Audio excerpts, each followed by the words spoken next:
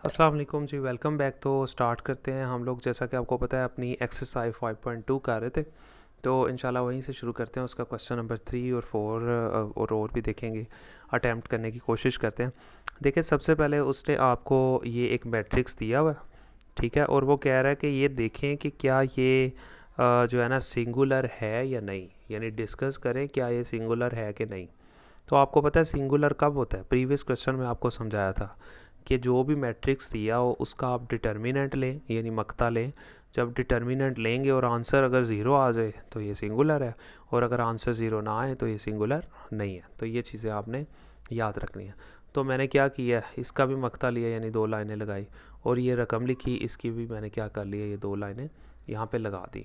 ले जी, अब इसे हल कर लेंगे। ये वैसे ही आ जाएगा, वन का वन ही आ जाएगा, टू का स्केयर लेंगे फोर, थ्री का स्केयर लेंगे नाइन, फिर टू का स्केयर लेंगे फोर, थ्री का स्केयर लेंगे नाइन, फोर का स्केयर लेंगे 16, थ्री का स्केयर लेंगे नाइन, फोर का स्केयर लेंगे 16, फाइव का स्केयर लेंगे 25। अब ये रकम बन गई है। अब डिटर्मिनेंट लेंगे, तो जैसा कि मैंने आपको बताया था कि डिटर्मिनेंट हम लोग किस तरह फाइंड करते हैं। ये वैसे ही रहा, पहली रकम लिखते हैं, ये पहली रकम लिख ली, और ये रकम जिस कतार में वो छोड़ दें, जिस कॉलम में वो छोड़ दें, ये चार लफ्ज़ रह गए, वो यहाँ लिखते हैं और लाइन लगा दें। फिर माइनस लगाते हैं हमेशा, फिर अगली रकम लिखेंगे फोर, वो लिखी, दो लाइनें लगाएं, और ये फोर जिस कॉलम में वो छोड़ दें, जिस कतार में वो छोड़ दें, ये दोनों बचे और ये दोनों बचे, वो मैंने लिख दिए। प्लस, फिर प्लस लगाएंगे, यहाँ माइनस फिर प्लस, फिर ये नाइन को लिखा, ये लिख लिया।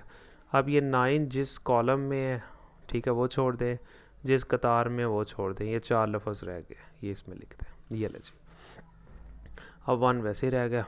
अब 25 को 9 से मल्टीप्लाई करवाएंगे, पहले इन दोनों को मल्टीप्लाई करवाएंगे, माइनस फिर 16 को 16 से मल्टीप्लाई करवा देंगे, माइनस फिर 4 लिखा, फिर 25 को 4 से मल्टीप्लाई करवाएंगे, माइनस 9 को 16 से मल्टीप्लाई करवाएंगे, फिर प्लस ये 9 लिखा, और 16 को 4 से मल्टीप्लाई करवाएंगे, माइनस 9 को 9 से मल्टीप्लाई करवाएंगे, ये मैंने यहाँ पे लिख दिया।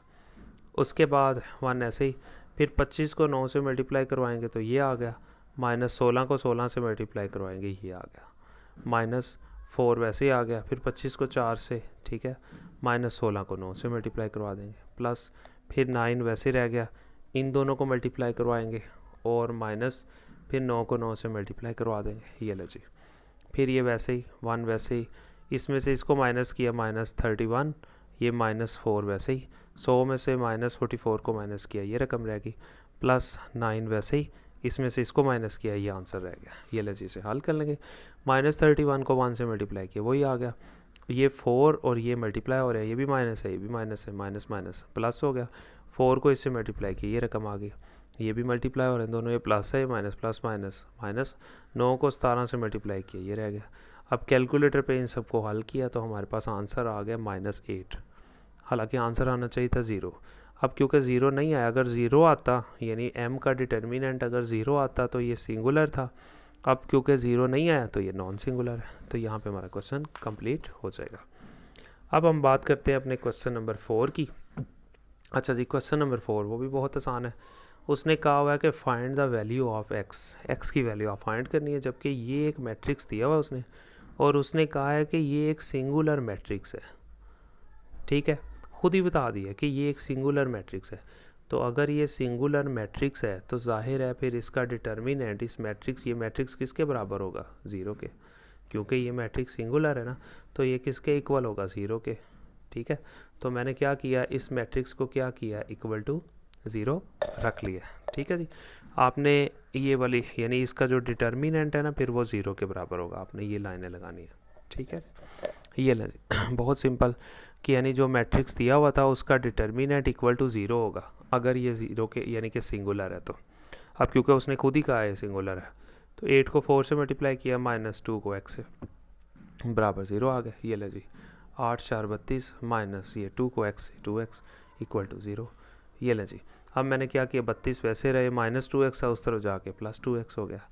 ये ले जी, अब ये 2 इस x से मल्टीप्लाई हो रहा है तो इस तरफ आके 2 डिवाइड हो जाएगा 32, और ये 2 इधर आके डिवाइड हो गया, x वैसे रहा।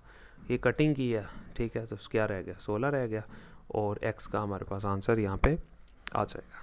ठीक है जी, तो मिलते हैं इंशाल्लाह। यहाँ पे हम लोगों के क्वेश्चन नंबर 4 और वीडियो थोड़ी बड़ी हो जानी इंशाल्लाह, वो नेक्स्ट वीडियो में फिर हम कर लेते हैं इंशाल्लाह ताला। तो इंशाल्लाह मिलते हैं नेक्स्ट वीडियो में।